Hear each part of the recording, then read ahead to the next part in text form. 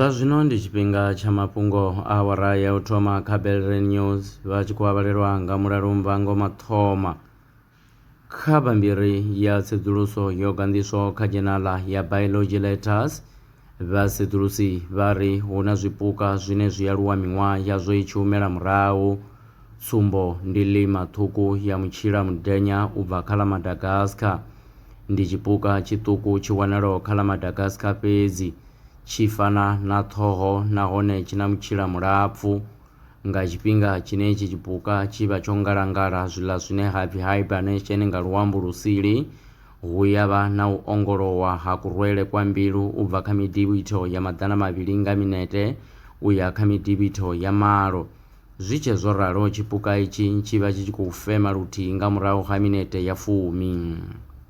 Vhasedzulusi u bva Pennsylvania State University vha ri vha tsini na u phuletshedza kha u pfesesa uri mutsiko wa ṋotshi u vhangwa nga mini.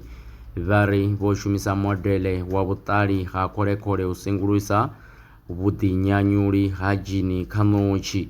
Tsedzuluso yo gandiswa kha Journal ya Molecular Ecology.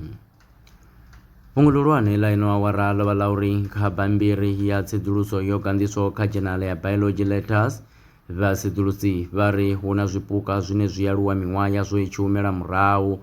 Nṋe na vhone a ri dovhe hafhu ri ṱangane mafhungoni tshifhingani tshiḓaho. Vha ḓo vha na ḓuvha ḽavhuḓi a thiri kha u vhe mulalo kwaṱa.